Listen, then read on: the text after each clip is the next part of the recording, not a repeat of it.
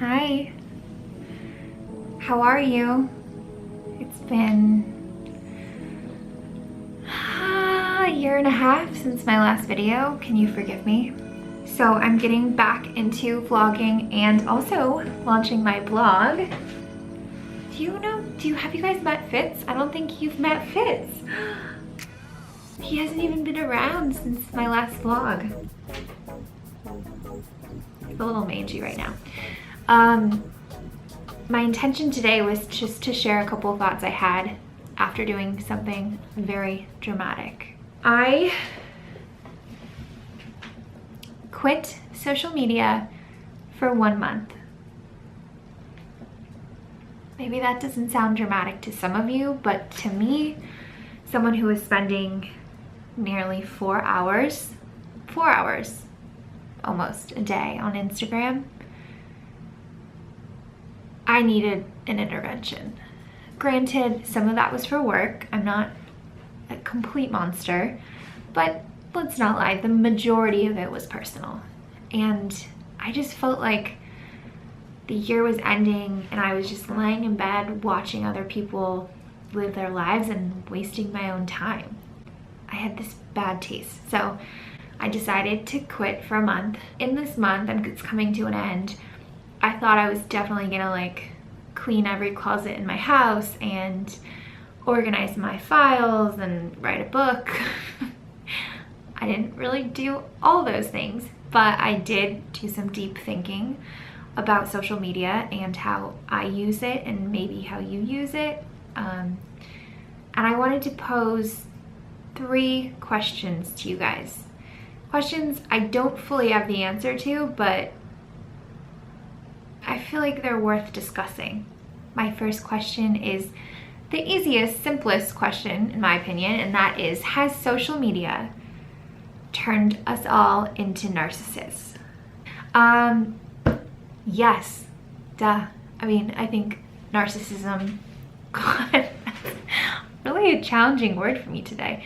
Narcissism has been around since humans have been around. Obviously, that's an innate human condition, in my opinion.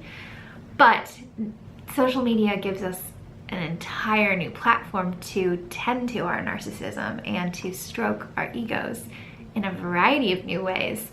And so for me, I think 100% all of our tendencies toward narcissism are fueled by the fact that anyone might want to follow us. They might want to know what we're doing or what we're wearing or what we're eating, what we're thinking. These are all, I mean, even if we think we have such pure intentions, like myself, of connecting and sharing and wanting to connect in genuine ways, I think there's always duality between seeking connection and seeking approval. And you have to be really honest with yourself about why you're posting certain things. This is me talking to myself, not to you, not being prescriptive, but I think it's a good exercise for me to say, why am I posting this? Is it because I think I look cute and I want people to tell me how cool I am, or how I look good in that outfit, or my house looks great, or is it about my ego, or is it about connecting in a real way?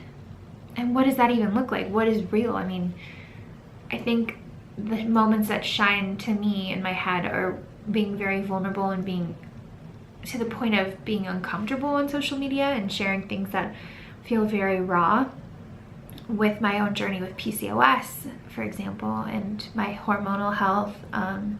That's something that was pretty kind of uncomfortable for me to want to divulge, and that brief story that I did got so much more human interaction that was heartfelt to me than things I'd posted for an entire year.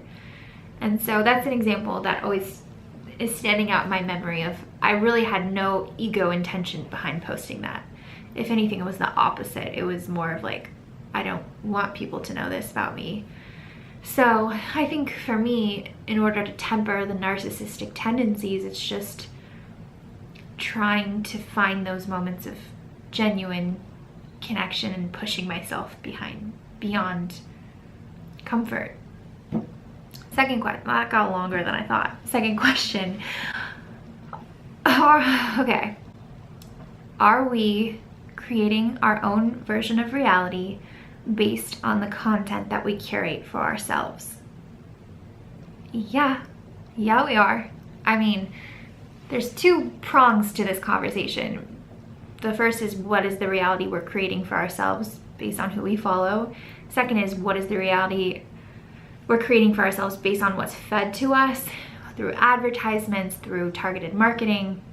It's a two-pronged thing here, but let's at least for today just focus on what we can control, which is who we follow in terms of influencers, outlets, humor, whatever we're into. We 100% are inclined to follow things that are in our safe zone, you know, people that remind us of ourselves, political views that align with ours, or, you know, even people that kind of look like us. I'll notice, like, I have a tendency to follow more women that just remind me of myself. And the scary thing with that is that you're in a vacuum of content, basically. It's very hard to, first of all, recognize, but then to get yourself out of it. Even if you think, like, I'll sometimes follow accounts that are way out of the box, like, oh, I'm being, you know, so diverse and I'm really taking this to the limit and pushing myself. It's very hard to do. It's very hard to get out of the suggested accounts for you on Instagram that are just like the accounts you already follow. I have this idea that it would be really interesting to switch phones, to switch social media accounts with someone who has little in common with you by way of demographics at least, and absorb their social content and their news media for, let's say, a week, and see if your opinions or your perspective changes on anything. I mean, if someone has completely different interests and a completely different aesthetic and political views, it'd be a really cool experiment to just get that far into their world and what they're consuming. And of course, you know, we've been trying to understand each other forever. This isn't a new conversation, but I think social media just exaggerates our ability to see what we want to see and to keep our circle small, even when we think we're enlarging it. So I'm going to challenge myself when I go back to, first of all, find redundancy in what I engage with and who I follow, and then secondly, try and push beyond that and really truly seek out things that are different from me. Because personally, I just don't want to be stuck in the same conversation, the same type of outfit, the same type of person. I want to grow by being exposed to more. Maybe you do too. I don't know. Maybe you don't agree with my perspective, but I would love to hear your opinion if you want to share it with me. And the third question is, okay, this one we could talk about for, I don't know, a long time. But the third question is, what's next? I think a big part of social media today is voyeurism. And that is something that's been around forever. I don't know, you know, basically since humans have existed. Way back in the medieval times, whatever.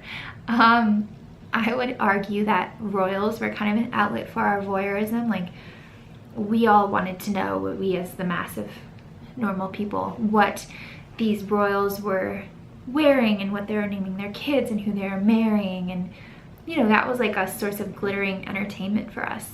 And then we had celebrities, film stars, actresses, models coming into the picture with the introduction of the film industry. And then again, we want to know, what's Marilyn Monroe eating? What's her workout regimen? We want to know all these mundane things about people that we've put into the spotlight. And then the next step in pop culture, which I would argue is hugely influential, I mean, if not the reason for a lot of elements of social media, reality TV. The predecessor to our voyeuristic social media culture was reality TV. Still is reality TV, but it's not as, you know, groundbreaking.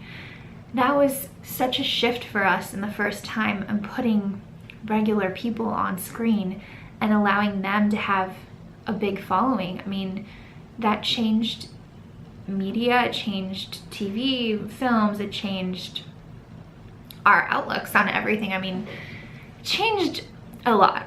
And that's just not because I was a really big Real World fan that I'm saying this. I mean, I think we're gonna look back in history and see that reality TV was a huge turning point for pop culture.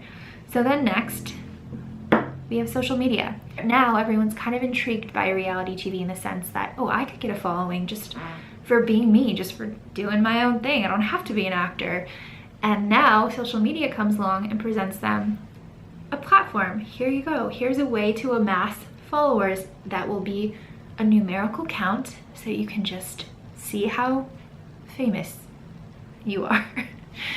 And, you know, that was a very natural extension of a combination of our tendency towards voyeurism, our innate narcissism, and just media changing in different ways, different types of content.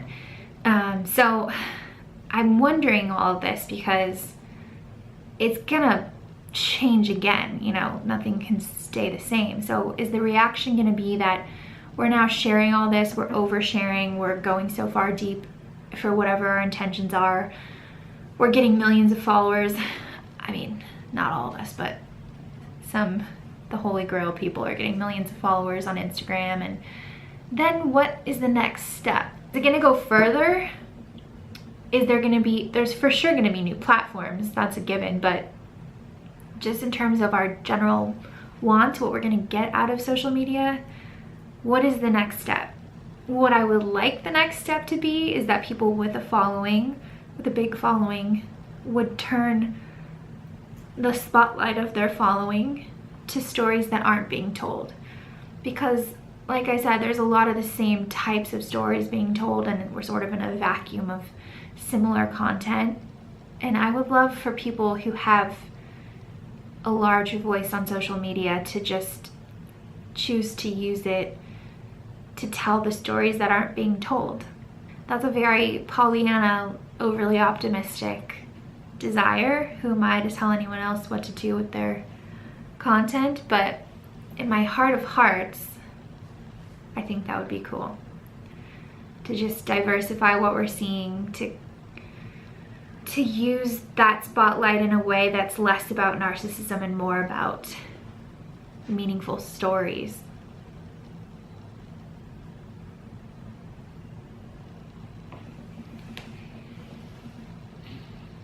I don't know. There's a lot I don't know. What do you think?